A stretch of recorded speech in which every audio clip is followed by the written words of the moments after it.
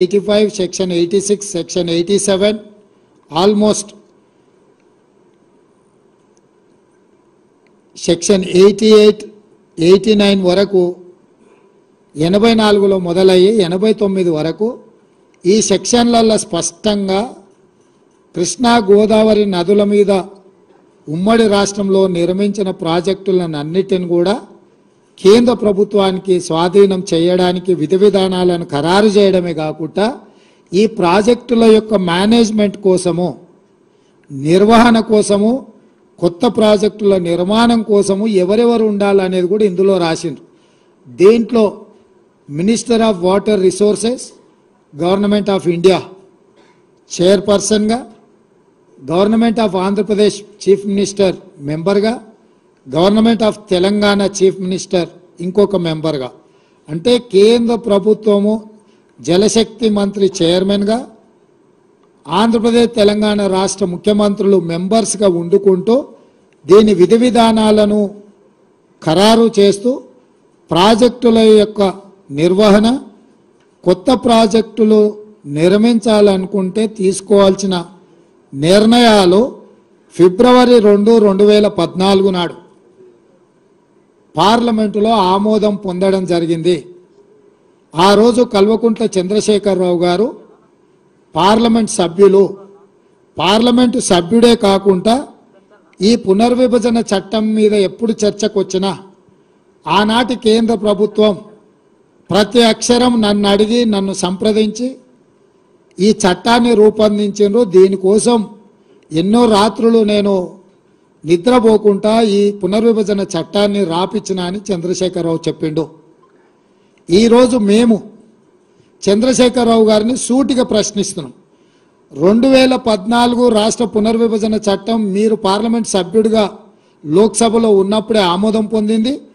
ఆనాటి ప్రభుత్వం మిమ్మల్ని అడిగి మీ సూచనల మేరకు, మీ సలహాల మేరకు మీరే ఈ పుస్తకానికి, ఈ చట్టానికి రచయిత, మీరే కథా కథనం నిర్వహించి ఈ చట్టాన్ని తెచ్చిండ్రు.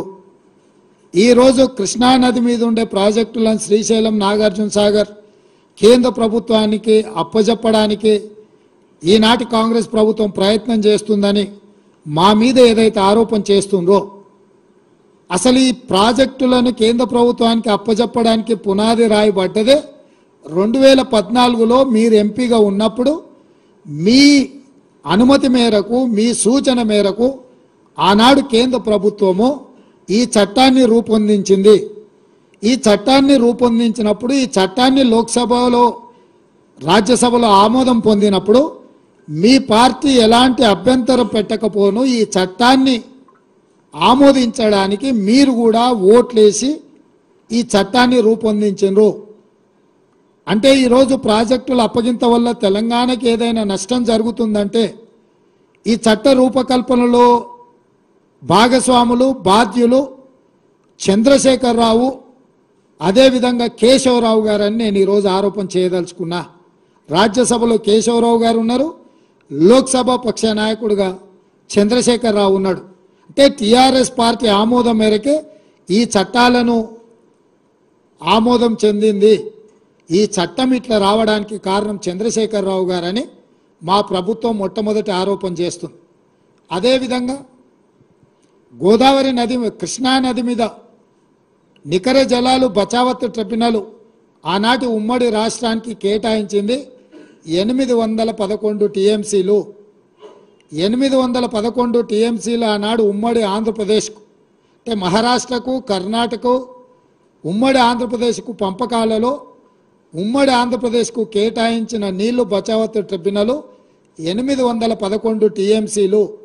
ఈ 811 టీఎంసీలు 2014 జూన్ 2 నాడు ఆంధ్రప్రదేశ్, తెలంగాణ రాష్ట్రం 2 రాష్ట్రాలుగా, 2 ప్రభుత్వాలుగా ఏర్పడ్డ తర్వాత ఈ 811 టీఎంసీల నీళ్లను ఇరు రాష్ట్రాలు ఏ విధంగా వినియోగించుకోవాలి, పంపకాలు ఏ విధంగా జరగాలి అని చెప్పి ఆనాటి కేంద్ర ప్రభుత్వము ఇరు రాష్ట్రాల ముఖ్యమంత్రులను సంప్రదించి అధికారుల సమావేశాన్ని ఏర్పాటు చేసి జూన్ 18, 19, 2015